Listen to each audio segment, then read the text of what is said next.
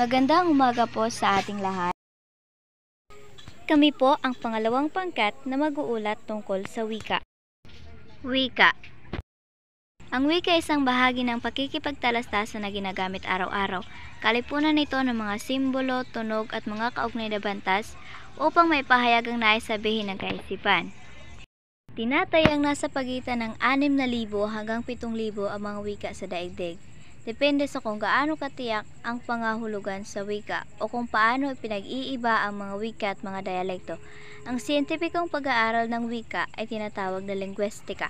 Nagugat ang salitang wika mula sa wikang Malay. Samantalang nagmula naman sa Kastila ang isa pang katawagan sa wika, ang salitang lengguwahe. Tinatawag ring salita ang wika katulad ng language tawag sa wika sa Ingles. Nagmula ang salitang lengguwahe sa salitang lingua ng Latin na nangangahulugang dila, sapagkat nagagamit ang dila sa paglikha ng maraming kombinasyon ng mga tunog. Sa makatuwid, ang wika sa malawak nitong kahulugan ay anumang anyo ng pagpaparating ng damdamin o ekspresyon, may tunog man o wala, ngunit mas kadalasang mayroon. Dialekto. Dialekto ang tawag sa wikang ginagamit sa isang particular na puok o lugar, maliit man o malaki. Ito ang unang wika na nakagisnan natin sa ating tahanan. Kadalasan itong ginagamit ng ating mga magulang at iba pang miyembro ng ating pamilya.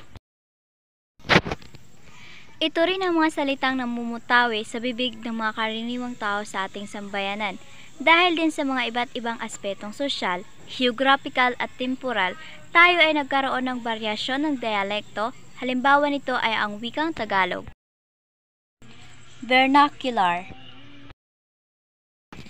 Ang salitang vernacular ay hango sa salitang Latin na verna, na ibig sabihin ay native. Ito ay tumutukoy sa anumang wika o dialektong ginagamit sa pakikipag-usap araw-araw ng karaniwang mga tao sa isang partikular na lugar. Ito ay katutubong konsepto o ng wika sa lugar at wika ng rehiyon. Kasama na rin ang mga salita, kilos, galaw, senyales, simbolo at iba pa na anumang umiiral at nagbibigay ng kahulugan na ginagamit bilang mensahe sa komunikasyon. Pwede rin casual na salita, slang o mga salitang kalye ng mga taong nakatira sa lugar na iyon. Madali kasi itong maunawaan palibhasa na kasanayan na simula pa ng pagkabata ng mga taong gumagamit nito. Bilingualismo. Ito ay tumutukoy sa dalawang wika, isang pananaw sa pagiging bilingwal ng isang tao kung nakakapagsalita siya ng dalawang wika ng may pantay na kahusayan. Ang bilingualismo ay ang pantay na kakayahang umintindi at magsalita ng dalawang magkaibang wika. Ang sinumang bilingwal ay maaari makipag-usap sa sinumang nagmula sa bansang pinanggalingan ng kanyang alam na lengguwahe. Halimbawa nito ay kung ang isang tao ay mahusay magsalita ng wikang Ingles at Pilipino, siya ay maaaring tawaging bilingwal at posible siyang makipag-usap sa mga taga-USA, England, Canada, Australia at iba pang lahi na sanay sa mga wikang Ingles at gayon din ang ipapakita niya kakayahan kung Pilipino na ang kanyang kausap. Multilingualismo. Ang multilingualismo ay tumutukoy sa kakayahan ng isang tao o individual na makaunawa at makapagsalita ng iba't ibang wika. Alam niyo ba na ayon kay Stephen Hawking ay iilan lamang daw sa buong mundo ang monolingual. Ibig sabihin lamang nito na mas laganap ang mga lipunan na multilingual at yung hindi man ay bilingwal. Base rito, maaaring tawaging multilingual ang isang tao kung siya ay may kakayahang makapagsalita ng dalawa o higit pang wika na hindi sinusukat ang kanyang kasanayan at kagalingan sa mga wika na kanyang sinasalita. Ito ay tumutukoy hindi lamang sa kakayahan ng isang individual na makagsalita ng isang wika kung hindi sa kakayahan rin ito makaunawa. Wikang pambansa. Ang wikang pambansa ay isang wika o iba baridad ng wika. Halimbawa, dialekto na may mga ilang koneksyon kasama ang mga tao at ang teritoryo na sakop nila. May kaunting pagkakapare-pareho sa paggamit ng salitang ito.